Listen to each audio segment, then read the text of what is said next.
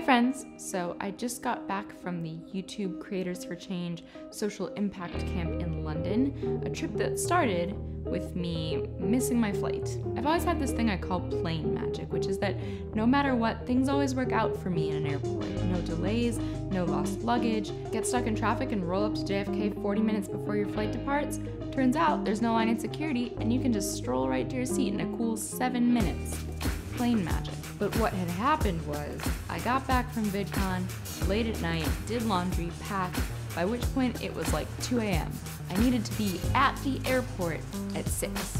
But my sleepy brain decided that was the time to set my alarm to wake up and get ready and summon a lift during rush hour traffic to get on an international flight. So no more plane magic. But they rebooked me for later that night on the same flight as Evelyn.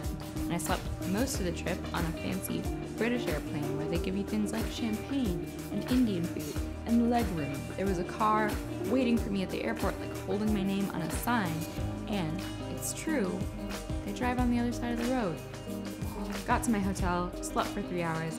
Later that night, at drinks with the other Creators for Change fellows, someone asked for my name and apologized that she hadn't studied up on the website enough yet to know who everybody was. And I said, it's cool, usually it's easy to remember me because I'm the only brown person, but look at this. And I gestured to a room full of mostly people of color, from absolutely all over, all making good shit, all in this room. Plane magic may be over, but I think I've stumbled on a different kind of magic now. We spent 2 days learning about using our platforms to create change. A little from the friendly people at YouTube, a little from the class of ambassadors they told us that we are on our way to becoming, and a lot from each other. About 30 people from 11 countries who all cared about them deeply and wanted to make them better, despite frequently being on the outside of their systems of politics and power.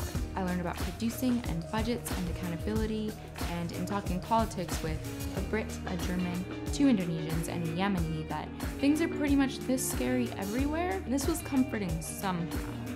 Oh right, because videos. Between drinking champagne on a rooftop in London and falling asleep on an indoor astroturf garden and having cartoons drawn of our faces, we worked on video projects that are meant to make the world a little kinder and better and safer.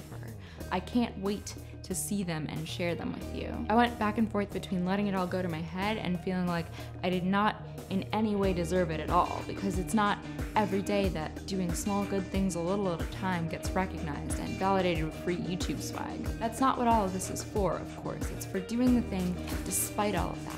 It's for progress that we may never even live to see. It's for not growing weary and doing good, because in due time we will reap if we do not give up. But it's nice to know that people like the small, quiet thing that we make here together, and they see its potential to make change. And it's nice to roll deep with people who are trying to do the same, singing on a double-decker bus in a giant ball of jet lag and joy. Do not grow weary in doing good. New friends help with that.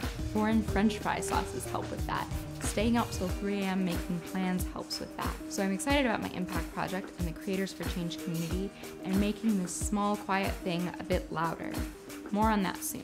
For now, in the comments, tell me what kind of magic is in your life lately.